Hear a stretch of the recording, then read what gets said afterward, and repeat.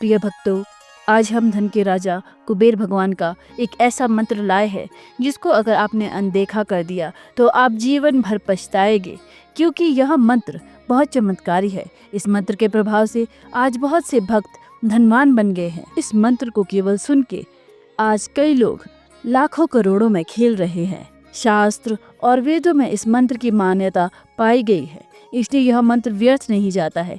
कहा जाता है इस मंत्र से कुबेर भगवान अति प्रसन्न हो जाते हैं और आपको लाभ होता ही है। अगर कुबेर भगवान प्रसन्न हो जाए तो उस भक्त के घर में कभी धन की कमी नहीं होने देते हैं। भक्तों, आप बस श्री कुबेर भगवान का नाम लेकर उनके इस मंत्र को मात्र 51 बार सुन लीजिए। फिर आपके मन की आवाज़ सीधे कुबेर भगवान के हृदय तक टकराएगी। फिर अपने मन में जितना भी धन मांगना हो वो आपको दे देंगे। बस भक्तों, ध्यान रहे मंत्र को बीच में अधूरा ना छोड़े, पूरा सुने, तभी इस मंत्र के चमत्कार से आप धनी बनेंगे। तो चलिए भक्तों, मंत्र को शुरू करते हैं। लेकिन उससे पहले अगर आप भी चाहते हैं कि धन के राजा कुबेर भगवान की कृपा हमेशा आप पर बनी रहे तो इस वीडियो को दिल से एक लाइक करें और चैनल को सब्सक्राइब अवश्य करें। तो चलिए मंत्र को शुरू करते हैं। ओम ह्रीं श्रीं क्रीं श्रीं कुबेराय अष्टलक्ष्मी मम ग्रहे धनं पुरय पुरय नमः। ओम ह्रीं श्रीं क्रीं श्रीं कुबेराय अष्टलक्ष्मी मम ग्रहे धनं पुरय पुरय नमः।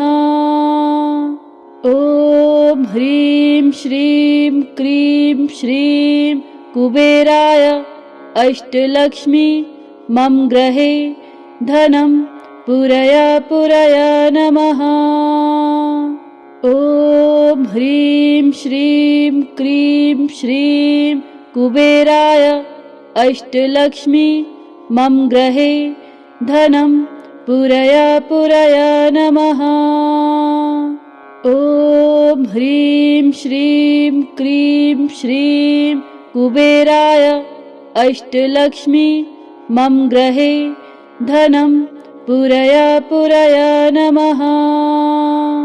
ओम ह्रीं श्रीं क्रीं श्रीं कुबेराय अष्टलक्ष्मी मम ग्रहे धनं पुरय पुरय नमः। ओम ह्रीं श्रीं क्रीं श्रीं कुबेराय अष्टलक्ष्मी मम ग्रहे धनं पुरय पुरय नमः। ओम ह्रीं श्रीं क्रीं श्रीं कुबेराय अष्टलक्ष्मी मम ग्रहे धनं पुरय पुरय नमः। ओम ह्रीं श्रीं क्रीं श्रीं कुबेराय अष्टलक्ष्मी मम ग्रहे धनं पुरय पुरय नमः। ओम ह्रीं श्रीं क्रीं श्रीं कुबेराय अष्टलक्ष्मी मम ग्रहे धनं पुरय पुरय नमः। ओम ह्रीं श्रीं क्रीं श्रीं कुबेराय अष्टलक्ष्मी मम ग्रहे धनं पुरय पुरय नमः। ओम ह्रीं श्रीं क्रीं श्रीं कुबेराय अष्टलक्ष्मी मम ग्रहे धनं पुरय पुरय नमः। ओम ह्रीं श्रीं क्रीं श्रीं कुबेराय अष्टलक्ष्मी मम ग्रहे धनं पुरय पुरय नमः। ओम ह्रीं श्रीं क्रीं श्रीं कुबेराय अष्टलक्ष्मी मम ग्रहे धनं पुरय पुरय नमः। ओम ह्रीं श्रीं क्रीं श्रीं कुबेराय अष्टलक्ष्मी मम ग्रहे धनं पुरया नमः। ॐ ह्रीं श्रीं क्रीं श्रीं कुबेराय अष्टलक्ष्मी मम गृहे धनं पुरया नमः। ॐ ह्रीं श्रीं क्रीं श्रीं कुबेराय अष्टलक्ष्मी मम गृहे धनं पुरया नमः। ॐ ह्रीं श्रीं क्रीं श्रीं कुबेराय अष्टलक्ष्मी मम गृहे धनं पुरया नमः। ॐ ह्रीं श्रीं क्रीं श्रीं कुबेराय अष्टलक्ष्मी मम गृहे धनं पुरया नमः। ॐ ह्रीं श्रीं क्रीं श्रीं कुबेराय अष्टलक्ष्मी मम गृहे धनं पुरया नमः। ॐ ह्रीं श्रीं क्रीं श्रीं कुबेराय अष्टलक्ष्मी मम गृहे धनं पुरया नमः। ॐ ह्रीं श्रीं क्रीं श्रीं कुबेराय अष्टलक्ष्मी मम गृहे धनं पुरया नमः। ॐ ह्रीं श्रीं क्रीं श्रीं कुबेराय अष्टलक्ष्मी मम गृहे धनं पुरया नमः। ॐ ह्रीं श्रीं क्रीं श्रीं कुबेराय अष्टलक्ष्मी मम गृहे धनं पुरया नमः। ॐ ह्रीं श्रीं क्रीं श्रीं कुबेराय अष्टलक्ष्मी मम गृहे धनं पुरया नमः। ॐ ह्रीं श्रीं क्रीं श्रीं कुबेराय अष्टलक्ष्मी मम गृहे धनं पुरया नमः। ॐ ह्रीं श्रीं क्रीं श्रीं कुबेराय अष्टलक्ष्मी मम गृहे धनं पुरया नमः। ॐ ह्रीं श्रीं क्रीं श्रीं कुबेराय अष्टलक्ष्मी मम गृहे धनं पुरया नमः। ॐ ह्रीं श्रीं क्रीं श्रीं कुबेराय अष्टलक्ष्मी मम गृहे धनं पुरया नमः। ॐ ह्रीं श्रीं क्रीं श्रीं कुबेराय अष्टलक्ष्मी मम गृहे धनं पुरया नमः। ॐ ह्रीं श्रीं क्रीं श्रीं कुबेराय अष्टलक्ष्मी मम गृहे धनं पुरया नमः। ॐ ह्रीं श्रीं क्रीं श्रीं कुबेराय अष्टलक्ष्मी मम गृहे धनं पुरया नमः। ॐ ह्रीं श्रीं क्रीं श्रीं कुबेराय अष्टलक्ष्मी मम गृहे धनं पुरया नमः। ॐ ह्रीं श्रीं क्रीं श्रीं कुबेराय अष्टलक्ष्मी मम गृहे धनं पुरया नमः। ॐ ह्रीं श्रीं क्रीं श्रीं कुबेराय अष्टलक्ष्मी मम गृहे धनं पुरया नमः। ॐ ह्रीं श्रीं क्रीं श्रीं कुबेराय अष्टलक्ष्मी मम गृहे धनं पुरय नमः। ॐ ह्रीं श्रीं क्रीं श्रीं कुबेराय अष्टलक्ष्मी मम गृहे धनं पुरय नमः। ॐ ह्रीं श्रीं क्रीं श्रीं कुबेराय अष्टलक्ष्मी मम गृहे धनं पुरय नमः।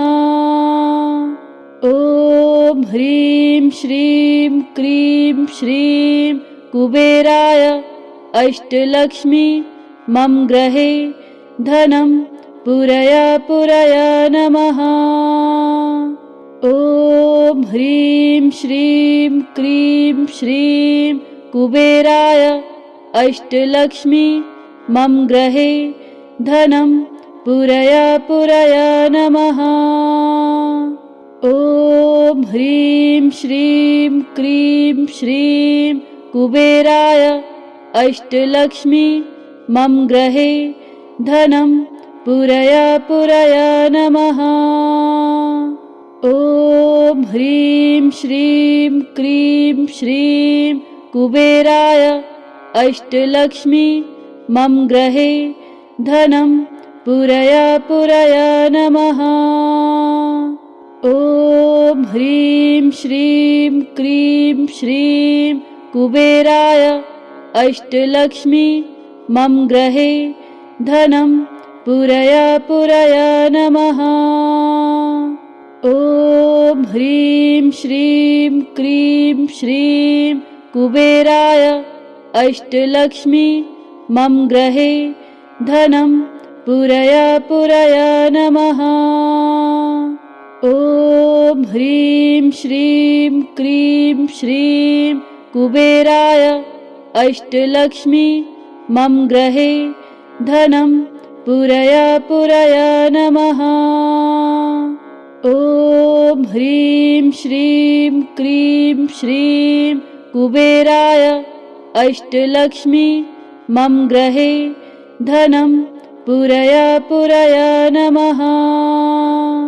ॐ ह्रीं श्रीं क्रीं श्रीं कुबेराय अष्टलक्ष्मी मम गृहे धनं पुरय नमः।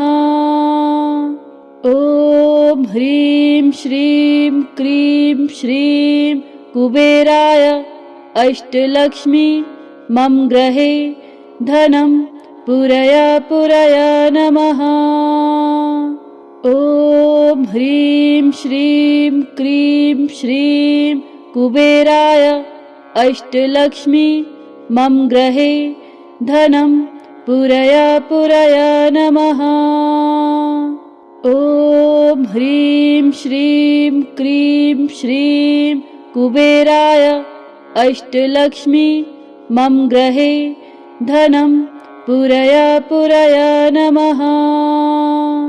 ॐ ह्रीं श्रीं क्रीं श्रीं कुबेराय अष्टलक्ष्मी मम गृहे धनं पुरय नमः। ॐ ह्रीं श्रीं क्रीं श्रीं कुबेराय अष्टलक्ष्मी मम गृहे धनं पुरय नमः। ॐ ह्रीं श्रीं क्रीं श्रीं कुबेराय अष्टलक्ष्मी मम गृहे धनं पुरय नमः। ॐ ह्रीं श्रीं क्रीं श्रीं कुबेराय अष्टलक्ष्मी मम गृहे धनं पुरय नमः। ॐ ह्रीं श्रीं क्रीं श्रीं कुबेराय अष्टलक्ष्मी मम गृहे धनं पुरय नमः। ॐ ह्रीं श्रीं क्रीं श्रीं कुबेराय अष्टलक्ष्मी मम गृहे धनं पुरय नमः। ॐ ह्रीं श्रीं क्रीं श्रीं कुबेराय अष्टलक्ष्मी मम गृहे धनं पुरय नमः।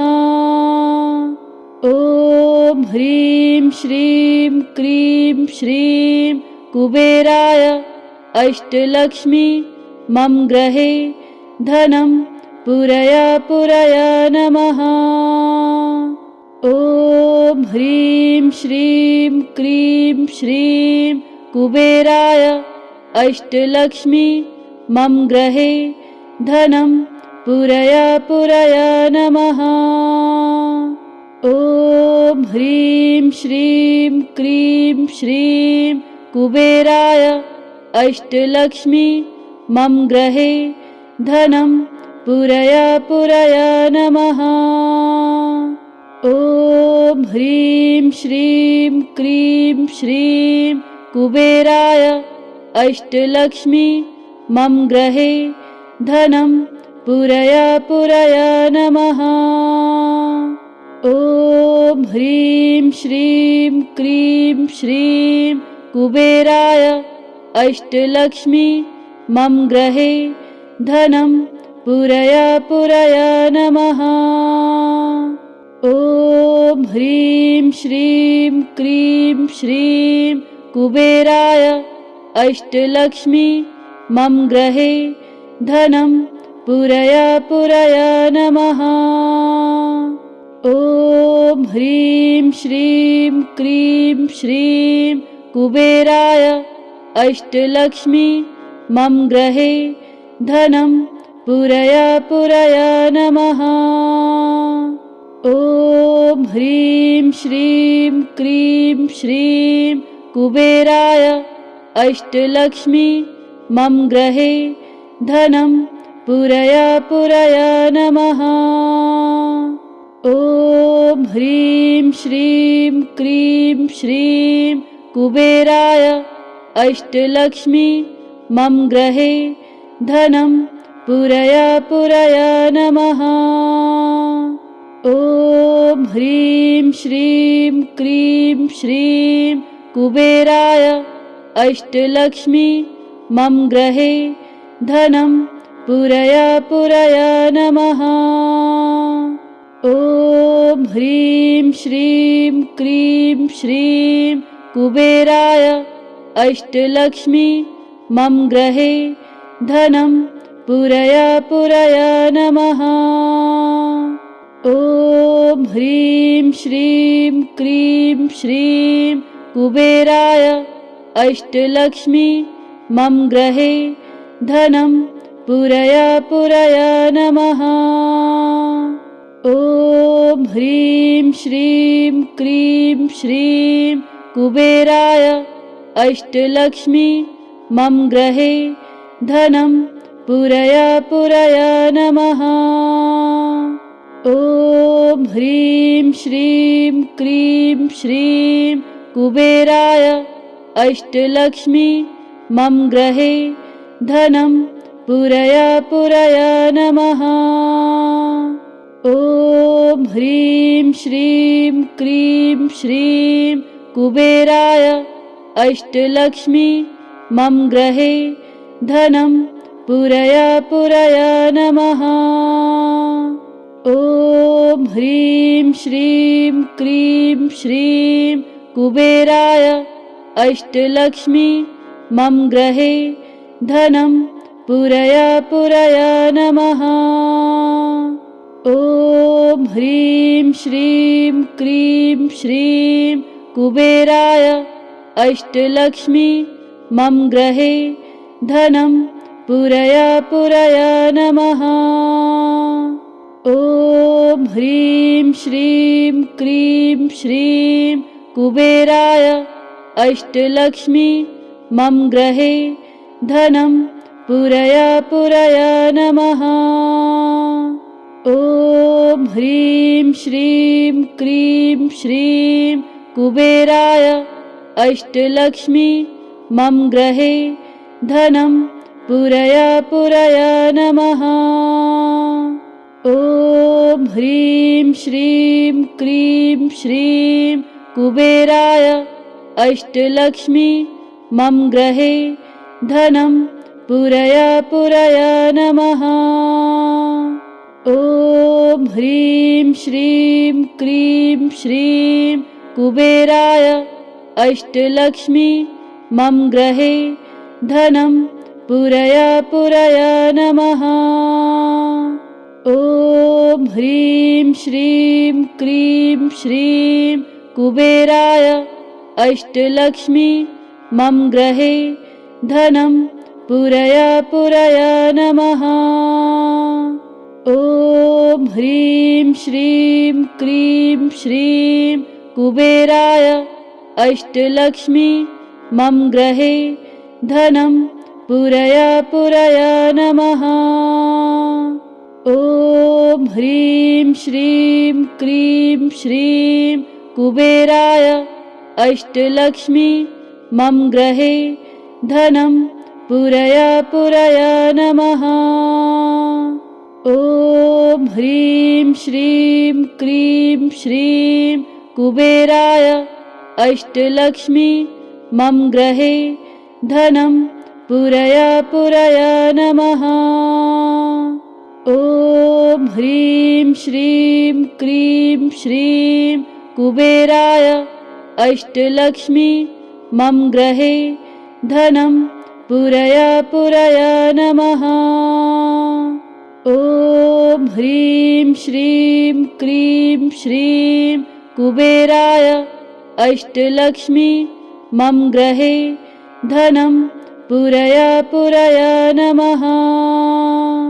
ॐ ह्रीं श्रीं क्रीं श्रीं कुबेराय अष्टलक्ष्मी मम गृहे धनं पुरय पुरय नमः।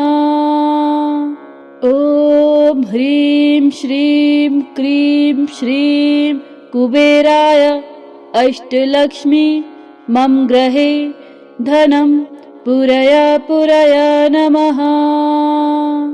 ॐ ह्रीं श्रीं क्रीं श्रीं कुबेराय अष्टलक्ष्मी मम गृहे धनं पुरय पुरय नमः। ॐ ह्रीं श्रीं क्रीं श्रीं कुबेराय अष्टलक्ष्मी मम गृहे धनं पुरय पुरय नमः। ॐ ह्रीं श्रीं क्रीं श्रीं कुबेराय अष्टलक्ष्मी मम गृहे धनं पुरय पुरय नमः। ॐ ह्रीं श्रीं क्रीं श्रीं कुबेराय अष्टलक्ष्मी मम गृहे धनं पुरय पुरय नमः।